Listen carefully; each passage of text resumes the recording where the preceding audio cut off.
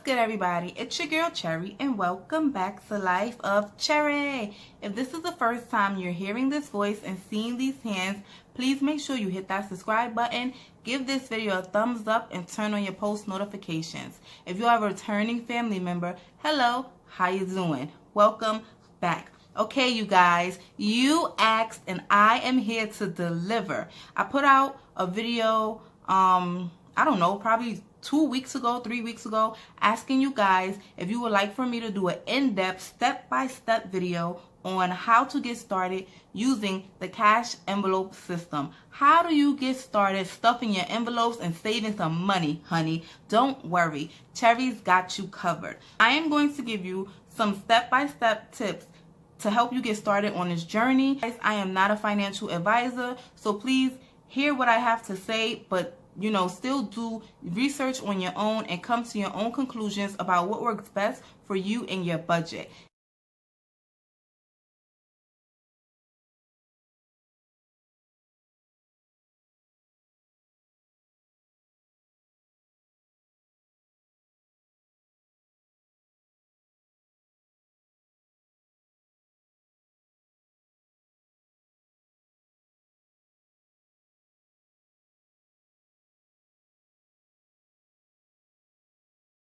Number one is to create a budget.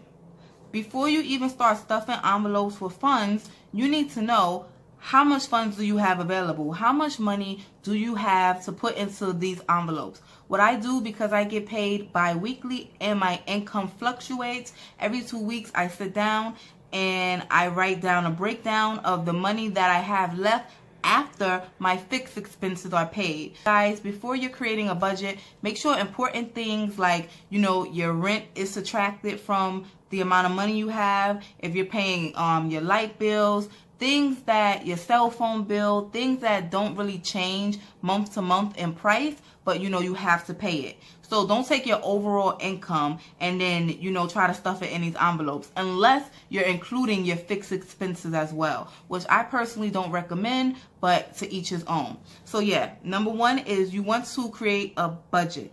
This is what I use. Let me get my paper here on the side. Give me a minute.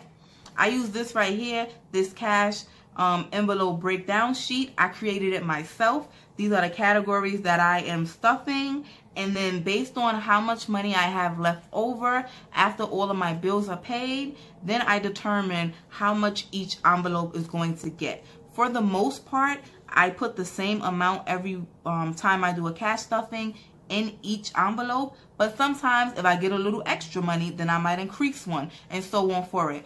So you're going to create a budget based on how often you get paid, or it might be simpler to do it once a month. Once a month didn't work out for me because it's like it just didn't work out. That's another story for another day. So every 2 weeks works out best for me. I know some people do this weekly. Just figure out how often you want to budget your money and know how much you have to stuff in your envelopes. The second tip that I can give you for starting a system is you want to create categories. Now, you may ask, how do you create categories? Let me show you some of my categories first. I have apartment, vacation, this is my debt envelope. I have emergencies, holidays, okay? And I have this binder here that has Mila, which is my daughter.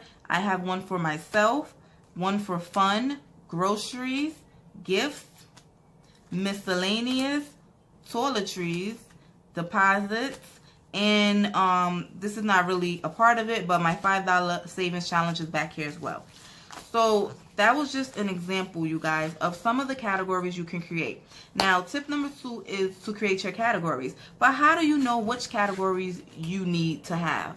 Basically, in order to do this, what I did is I had to track my spending, you guys. So you're going to look over whether it's your bank account statement or whatever system you use when spending money. You're going to look at where you are spending the most of your money. So if you see for this month I spent, let's see, I don't know, for this month, let me look over here, I spent $100 on Myla, and then for gifts I spent $50, and then for toiletries I spent, you know, however much. Then you're gonna see, okay, well, Myla needs a category if I'm spending this much money for her, and so on for it. So that's how you're going to determine which categories you need, you guys, by tracking your spending. Two categories that I suggest that everyone should have is a groceries category and an emergency category. There are a couple of categories that I think are very important, but again, it depends on your situation and so on for it. If you are creating an emergency category, it is recommended that your goal for that category be $1,000, and $1,000 will be your starting point. It will be the first goal that you set out to achieve for that emergency fund. It is not your final goal. So if you have an emergency fund, do not save $1,000 and then think, okay, this fund is completely full, I don't have to add any more money. You guys, in the real world, when we got our big boy and girl underwears on, okay, one emergency can wipe out our whole $1,000 fund like that. So $1,000 is definitely a great starting point and is a very obtainable goal. Once you hit that $1,000 mark, then increase it to $2,000. Let that be your next goal, and so on for it. I cannot tell you the specific amount that you should have in your emergency fund, but from what I've been reading, and anybody in the comments, feel free to correct me if I am wrong, but from what I've been reading, you need to have 4 to 6 months of your expenses saved up in your emergency fund. That means you should be able to pay your rent, pay your electricity bill, pay your cell phone bill, and any other fixed expenses that you have. You should have enough in your emergency fund to pay it for 4 to 6 months. So the third piece of advice I can give you is to set a limit for each category. The easiest way to do this, you guys, and this is how I started out, is once I paid all my bills and I figured out how much money I had left, I used a good old calculator. So you guys, let's say we have our cash breakdown sheet and we have a calculator. And really quickly, if you are interested in anything you see in this video, please check out my description box down below, because you can get your life and all of this stuff is there, okay? So let's say you determine that after you pay all your bills and stuff, you only have, actually let me move this out the way for now and put this calculator here and then tip this like this. Okay, so let's pretend after you paid all your bills and you're just starting out the system, you're trying to figure out your categories and so on for it, or actually you already have your categories, right? So, and you figured out everything and you realize, okay, I have $300. Let's put a weird number, because it's always a weird number. Oh, let's make it easy. Let's put 300. And you figure out I have $300 to put in my cash envelopes, right? So what you're going to do is take your calculator. You know you have 300. Start with 300, boo. And then, okay, just wanted to make sure I was in angle.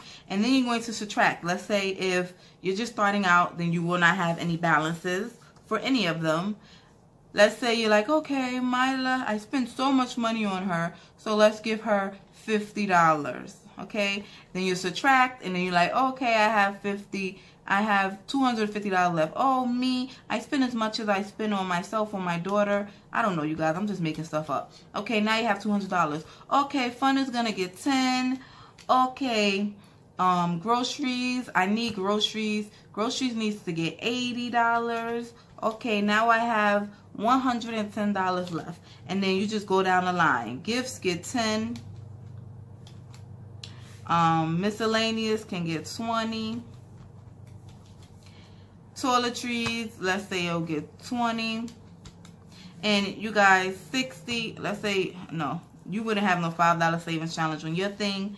Okay, apartment, if you decide, you know, that's what you want to have a category for. And you just go down the line, you guys. Let's say if I get halfway through my list and I ran out of money. You know what that means? Either I have to find more funds to fund the rest of my categories, or I have to start all over and adjust the amounts that I'm putting in each category. When you are to this step, you guys, it is just a trial and error type of things. When I first started out doing this, the amounts I started with, I think 2 or 3 times after I first started, I kept adjusting them until I found what worked best for me and my budget, and you know what I was able to contribute every 2 weeks to my envelopes. So you guys, you can definitely create something like this using any type of Word document software that you have on your computer. And even if you don't have a computer to print something out or whatever, just get a good old-fashioned pen and paper, and then, you know, just make your categories. I want to just let you know, don't worry about if you have this, that, or whatever. Just start. As time goes along and, you know, you get more adjusted to this system and this way of doing things, then, you know. Guys, make sure that when you are creating categories and you are creating a budget, rather, make sure that when you are creating a budget that you are putting your most important categories first. Like groceries, it should be at the top of your list. Don't save groceries for the bottom and then you done budgeted all your money. Now you only have $15 left for groceries. So when creating your categories, you also need to prioritize them. Now, it is best if you start out with a minimum amount of categories until you get used to using the system and until you figure out how to budget your money. Because the last thing you want to do is have 45 categories and then you only got $50. Whether you're doing this online or with cash, you should always have a buffer, you guys. And a buffer is money that can be used in the event that you don't have enough to cover the funds for a certain category. Like for instance, let's say if one of your categories is, let's go to my purple binder because these are my everyday categories. Let's say groceries, okay? And you budget for the week $50 for groceries, but you actually end up needing $60. Your buffer money will have the funds that you need to cover, you know, the balance for your groceries for that week. Whether you're doing this with cash, whether you're doing this in your bank account, you should always have a little something just sitting there. You should never flat out, some people do a zero-based budget. I've never tried it, so I can't speak much to it, but it just doesn't sound like something that will work for me. Hey, you guys, if you are doing this, make sure you have some sort of buffer just in case. You never know. And the more you do this, the more accustomed and acquainted you will get with spending the amount that you have in your envelope and not overspending. Okay, so definitely keep that in mind. Okay guys, so now you created your budget, you created your categories, and you set a limit for each category. Now, this is not a step, but I'm just going to throw it in right here. At some point in time, you do need to get some envelopes, you guys. I'm going to leave linked up here my first cash stuffing ever. You guys, it was terrible. Don't judge me. My table was shaking something crazy, and I did not have these type of envelopes. I had the ones that you use. I bought from Dollar Tree, a box of envelopes that you use to mail stuff out. So it doesn't matter what you have, just start. But you know, at some point in time, you do want to invest in your envelopes, your system, make it look all cute if you like. Get some customized, some colorful something, or whatever the case may be. You can even just get these little envelopes here, and you can print out the words from your computer and just tape it right across. Like, you do not have to spend a lot of money on this, but trust me, as you advance and your envelopes grow, you'll get, it's just more motivating to come and like, oh, I gotta stuff my cute purple sparkle binder today. It just, you know, excites me even more. So that is not a step, you guys, but you do need an envelope. Okay. Number 4, tip number 4, step number 4 is to break down your money. You want to do a bill breakdown so you can make sure you have the correct denomination for each category. For instance, if I say I need $75 for apartment and then I get a $100 bill, boo, where am I get change from? Now I got to hustle and bustle or remind myself to take $25 out. No, you need to do a bill breakdown, which is, you need to do a bill breakdown, which will look something like this. So let's say you're here and you're saying groceries is going to get $80. So how much would I need to take out? Not how much. what denomination of money do I need to get me to $80? Groceries, I'm going to do a 50, a 20, and a 10. So now when I go to the bank, I know I need a 50 and a 20 and a 10 to get me to my $80 for groceries. If you just go and say, give me $300 and you get $300 bills, how are you going to be able to divide this or distribute your money to the appropriate categories? So make sure you're breaking down your money. On my sheet, as you see, I did the bill breakdown right on the sheet with my budgeting. So 50, and Mila needs 50. I can say, okay, I'm gonna give her a 20, and a 10. For me, I'm gonna give myself a $50 bill for this. So then I just tally up. I'm gonna show you guys an old paper because I really don't know where my other one is at, and I'm too lazy. Too lazy, you guys. I have a lot of information on here, so let me cover this up. But I'm too lazy to print out a new one.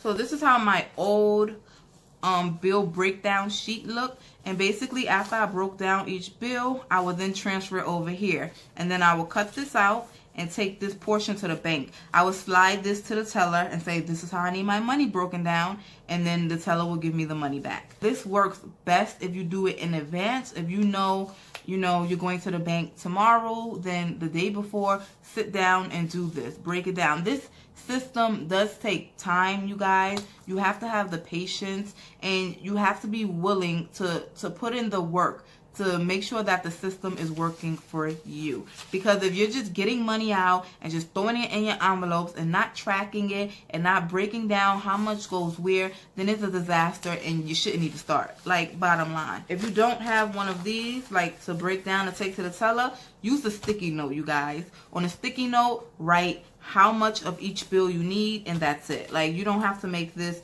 as complicated as it may seem. You can simplify this. The next tip that I can give you is once you have created your categories, you have your money in your envelopes, now you need to track your spending, okay? Track your spending. And how do you track your spending? You do so with a tracker.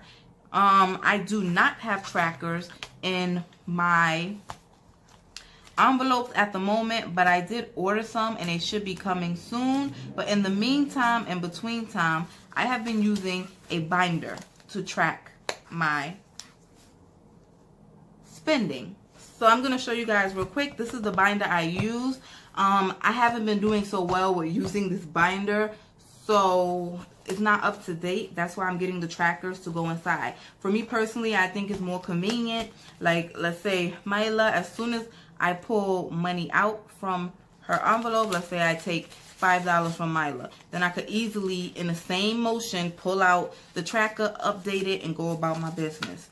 Okay, I like the convenience of having everything in one place. That's why I kind of transitioned from using these envelopes, like the loose envelopes, to having it all inside of a binder, because although I do keep everything together, it's still a hassle. You're picking up the envelopes and you're shuffling. Where's this category at? Where is it? Nobody got time for that. I just want to pick it up, flip it open, say, floop.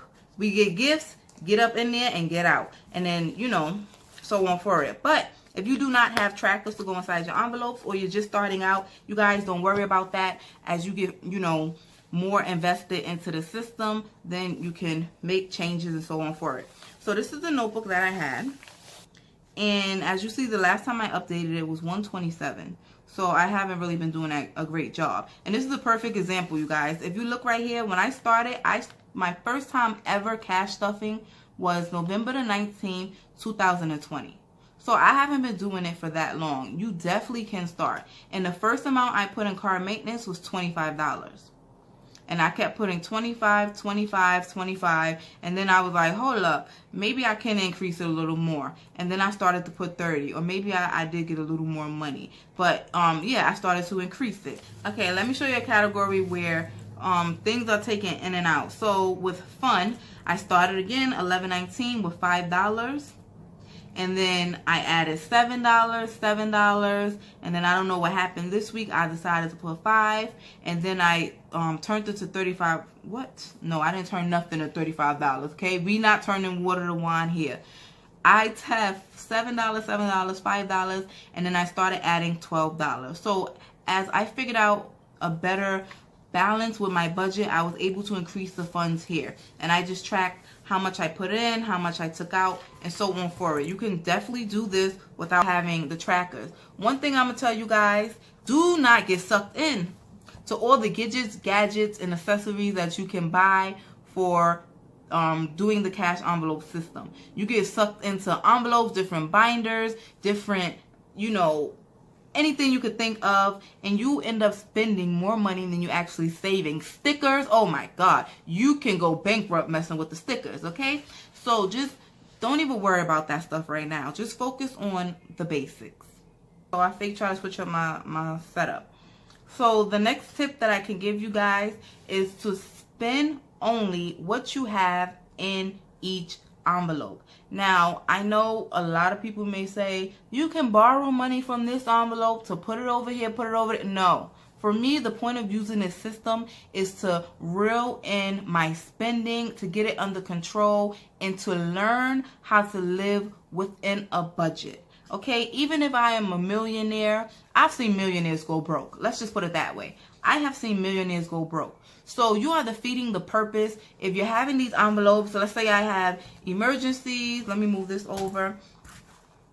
Let's say I have holidays, and I'm like, oh, I don't have enough money to get all the gifts I need for holidays. Okay, fine. Let me pull it out of apartment. Like, no, you guys, no. If you don't have enough, if your envelope is empty, then it's empty. You're done. Sit down somewhere and wait until it's time to stuff it again. So for me, I will definitely say only spend what you have in each envelope. Now, in order to do this, you definitely have to be disciplined.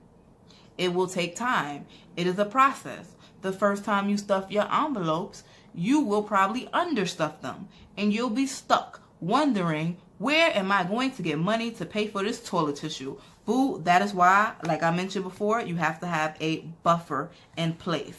Also, doing this holds you accountable, okay? It offers accountability. If I know I'm supposed to be putting money here, why would I take it and put it here? If I know I only have $50 for myself to spend, then how dare I go out and purchase something for $75?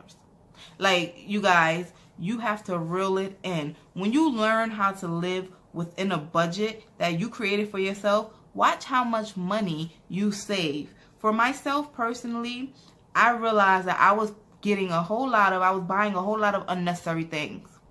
When I gave myself, every time I stuff my envelopes, I put $50 in there. Now I know I have $50 until the next time I'm doing a cash stuffing. Oh, I'm reconsidering a lot of things that I was going to purchase. Okay? So it definitely makes you realize things that you need versus things that you want. And it helps limit your spending. And you guys, let me just add this. For online purchases, let's say if I'm buying something from Amazon. Oh, I live on Amazon, you guys. Once I swipe my debit card for Amazon, what I do, if you notice, I have a deposit envelope back here.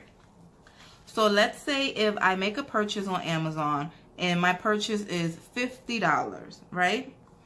And, well, let's not say $50 because I don't even think I have that. Okay, boom. I make a purchase on Amazon and I pay with my debit card and it came to $20, right? What I'm going to do, it was something for myself. I'm going to go to my mommy envelope. I'm going to remove $20 and then I'm going to put it into my deposit envelope. And then I'm going to make a little note here. $20 goes towards whatever. You know, whatever I spent it on. Let me put it back before I forget. And then what happens is when I go to the bank, you guys, wait, let me put this back and then I'll talk so you can keep up with me. Okay, so what happens now when I go to the bank, you guys, all the money that's in deposits, it goes right back into the bank, and I am paying myself back for the money that I swiped on my card. So if I spend $20, I'll take $20 out of mommy, put it here in deposits. The next time I go to the bank, I'm taking all this money back. I'm taking all this money out and putting it back into the bank. And then I am paying back wherever I took the money from. If I took the money from a credit card, once I deposit the money back into the account, then I will pay the credit card that amount. If I took it from my debit card, then once I deposit it back into my account, then boom, we're squared off and it's good. So you definitely want to consider having a deposits envelope or a place where you just keep money on the side for when you do swipe your card for something. Okay, you guys, so I'm going to give you a couple of don'ts, okay? I know you hear a lot of, okay, do this, do this, do that. Nope, I'm gonna tell you don't. This is what you don't want to do when you are using the cash envelope system. Again, this is what I did. This is what worked for me, and hopefully it'll work for you. So here is Cherry's don'ts, okay? The first thing you want to do is, and I mentioned this just now, is don't borrow money from other categories. I don't know if you heard the saying before, you gotta rob Pete to pay Paul. Basically, you owe this person money, so now you're gonna steal the money from this person to give it to this person, but now you owe this person money. You understand? So you don't want to get yourself in that type of situation. If your envelope is depleted, then watch something on TV, okay?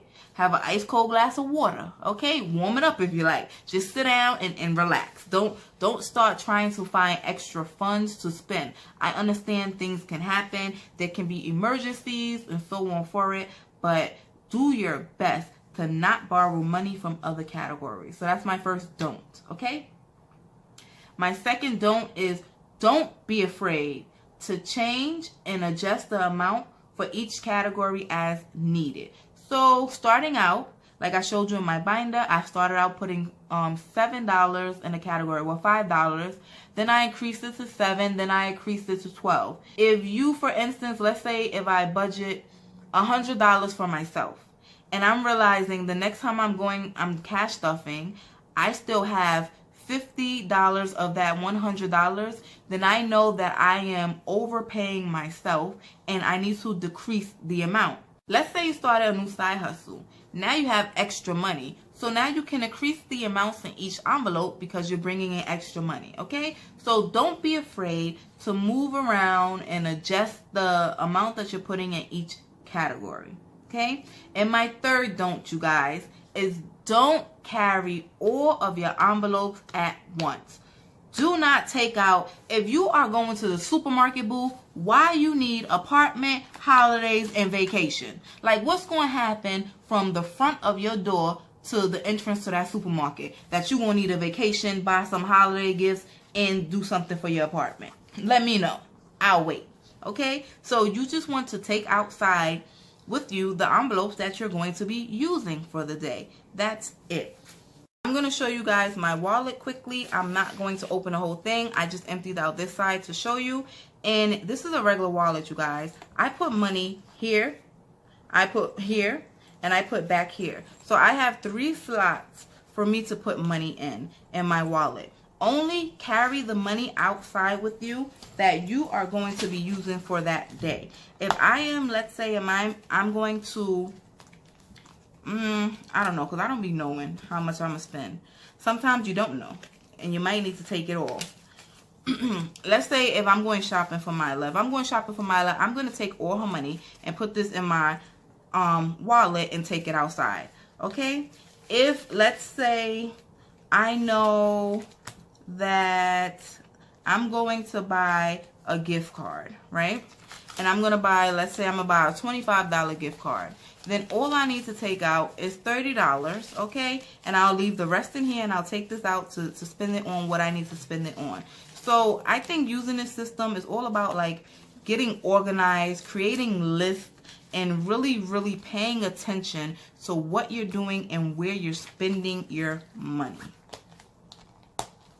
One last thing I want to touch on, you guys, is change. You know, using the cash system, you will have a lot of change. This is the perfect opportunity for you to start a change challenge. And basically, any change that you get throughout the week, the day, you just take it out and you put it in a jar. And at the end of the year, you just cash in your change. And look at that. While saving money, you're saving money. Like, how cool is that, right?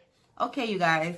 I hope this video was very helpful. If you are using this system, please leave some encouraging words down in the comment section. And by all means, you know, give your feedback, your 2 cents, your opinion, give your advice on what you did or some things that you think will make it easier for those starting out. Don't forget to give this video a thumbs up, hit that subscribe button, and I will see you all in my next video. Happy cash stuffing! Bye, guys.